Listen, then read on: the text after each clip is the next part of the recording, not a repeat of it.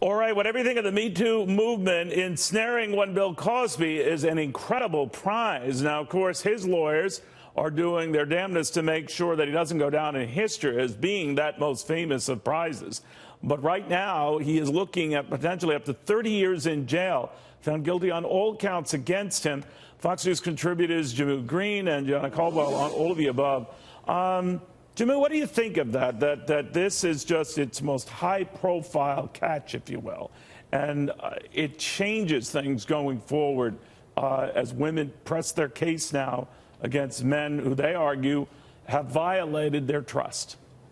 I think it's a good day for victims, and the outcome of this, as far as how it will play into this movement that is giving voice to victims, I hope is going to be that there's a real reckoning when it comes to statute of limitations for criminal rape and sexual assault cases. And you've seen some of the Cosby victims, really galvanizing behind that movement. We should not have laws in place that benefit the criminal. And this is certainly one of them. And so hopefully there will be some momentum around there, because, it's great to have all of the, sharing of stories on social media and the attention brought to this. But the real change needs to happen within our criminal justice system. Gianno? Well, I got to be honest now. I'm heartbroken by what has occurred. And I understand that there was a victim here, and I'm glad to see her get justice. But for many, this was America's dad. For many in the black community, this was the first visual of a black family that was somewhat of a superpower, with a mom who was a very successful lawyer, a dad who was a doctor, and of course, a family who didn't always get it right. And for an individual like me who, I didn't grow up in a traditional family like that. My mom was addicted to drugs, and I saw my dad regularly. I'm thankful for that. But certainly, my heart is broken at this moment, knowing what he did and what so many have invested in that visual of what we believe to be a really good man who apparently was riding at the core. It's interesting, among the jurors was a young African-American man who was pained, obviously, in having to make the decision he did. Obviously, this did not end up in a mistrial, as the last case did about a year ago. So that's sort of like a weird kind of a conundrum, isn't it? No, not for me.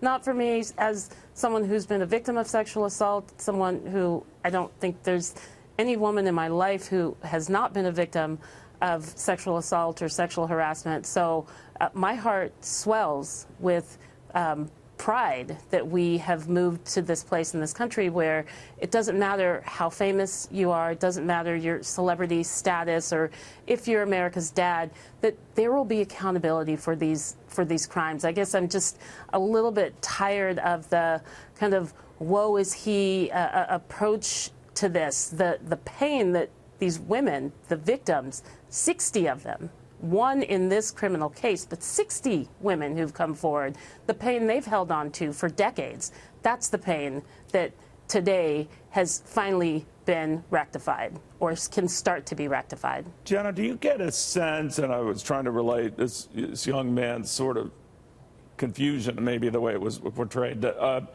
realizing he was doing the right thing in his own mind. Jurors stand by whatever decision they make, but that is a fallout to worry about, that there are losers here, there are messages here, there are lessons here, but he'll be damned to come up with them right now. But what about you?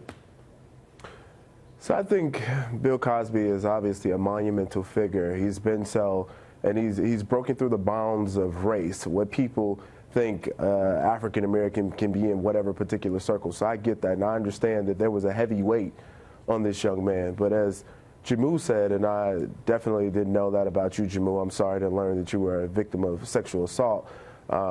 This is a scenario at play where justice has to be blind, and the evidence was obviously overwhelming, and this young man made the right decision. But I imagine that there's a very heavy weight for those individuals who have to learn today that this individual that many of us have looked up to were doing things in his past to hurt people, and obviously hurt a lot of people, over 60 women who have accused them. So this is a tough day in America, but it's one in which we're all waking up to. And the Me Too movement, I think, has been a part of that waking up process. All right. And Go ahead. Neil, if I could just say Sure. that, we have to also remember the young comedian, and I'm sorry, I'm blanking on his name a little bit, but he is the one who really, kicked this off as far as Bill Cosby when he made a joke in a stand-up set about how this is, a situation that's just been. Bars? Yes, Okay. and so, thank you to him. And hopefully there will be. None of this would have come to light otherwise, right? That's the role he played, but I think there is a role for most men to play in this Me Too conversation and to hold each other accountable. And so today and that's a is very good day. point. Hold each other accountable. And just lastly, just making sure that we're judging things based on its merit and not making quick decisions. So I can appreciate that, holding each other accountable. Thank you, Jamal.